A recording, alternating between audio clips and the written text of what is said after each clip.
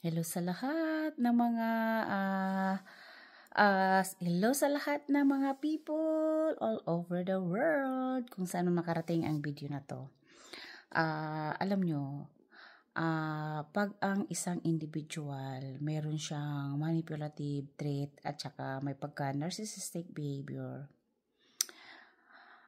ang pinaka main goal niya is to control you and people around you. Kasi alam mo ba, aware na aware ang mga tao na to kung halimbawa may ginawa sila sa'yo na mistreatment at hindi makatao, alam na alam nila yan. Kaya ang tinatarget nila kung sino ang mga taong malapit sa'yo, kung sino ang mga taong nandyan sa'yo, i-stalk ka niyan. Okay? I-stalk ka niyan. Or, kung sino ang mga taong nakakausap mo lang ng normal, i-stalk ka niyan at babantayan ka kung sino ang mga taong ini-engage mo.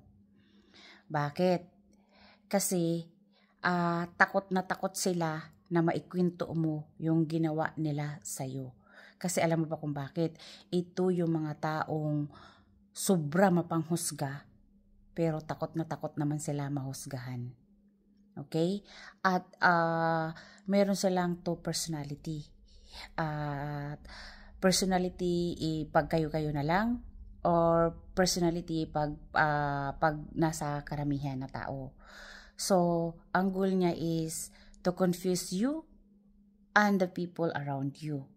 So, kasi yun yung needs niya to control the situation.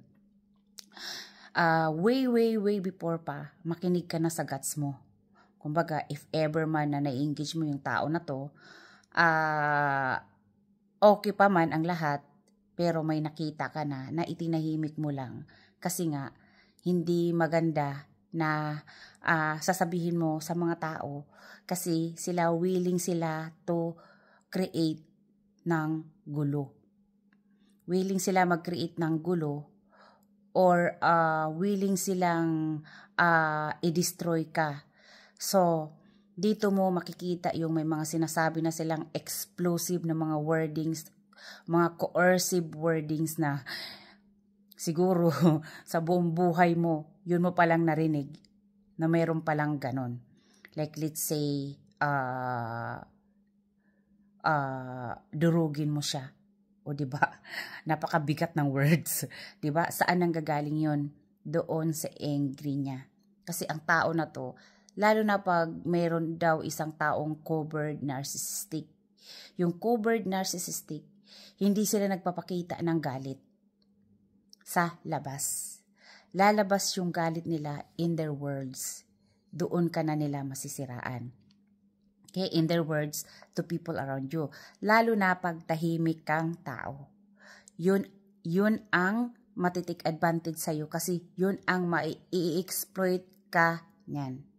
At alam mo ba, ang behavior ng tao is meron silang goal to win the situation. Parang competition.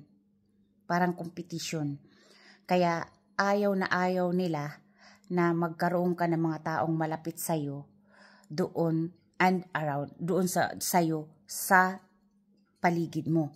Kasi gusto nga nila to win always the situation.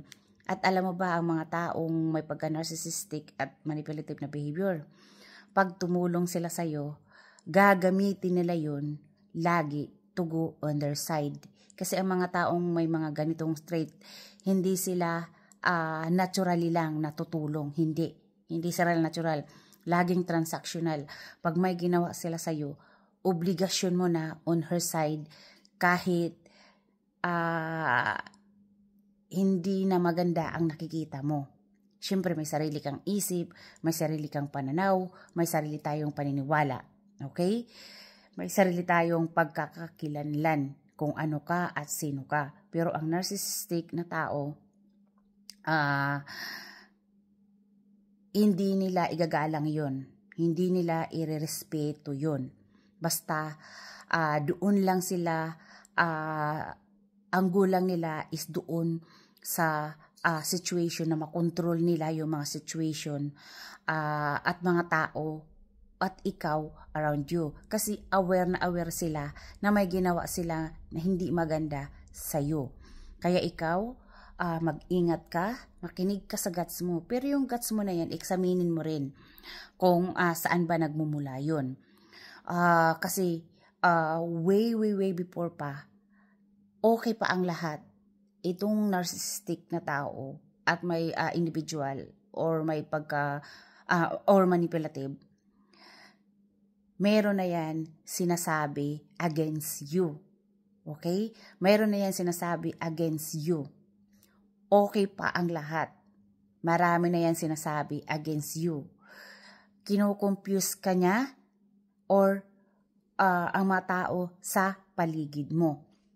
Okay? Tapos, ang ikikwento pa niyan, lalo na pag tahimik ang tao, ikaw pa ang may problema, ikaw ang troublemaker. Okay? Kaya, sa mga biktima or kung meron ka mang abuser or sa binibiktima, kilalanin nyo yung tao. Alamin nyo yung tao. Kilalanin nyo na mabuti ang tao. Kasi sa panahon ngayon, maraming tao ang magsasalita, pero you always stick to what's the people, yung action niya. Yung action niya. Kasi sa mga word, pwede kang ma-confuse. Wordings. Diba? Ano ang goal ng tao na to? Bakit siya nagsasalita ng ganyan? It's either automatic na sa sarili niya. Kasi, ang mga narcissistic na tao, hindi sila patient. Wala silang patient. Lalo na pag-cover. Kasi, imamanipula niya ang mga tao sa paligid mo at saka ikaw. 'Di ba? Kaya mag-iingat ka. May sarili kang pananaw, may sarili kang paninindigan, at may sarili kang pagkakakilanlan. At higit sa lahat, may sarili kang isip na kung nakikita mo ay hindi na maganda, hindi tama, is hindi tama. Okay? Alam natin na walang perfect sa atin. Pero hindi rin maganda yung manakit ka dahil para lang makuha mo yung needs to control yung biktima mo at people around her. Okay? Kaya sa panahon ngayon, mag-iingat tayo kasi ang mental health ay mahalaga yan. Sa sobrang dami ng pressure ng buhay, mahalaga yan. Okay? To keep your self at peace sa kung ano nangyayari sa paligid mo. Okay? Kasi kilalanin mo ang sarili mo. Wala kang control sa mga tao sa paligid mo. Ikaw ang may control sa sarili mo.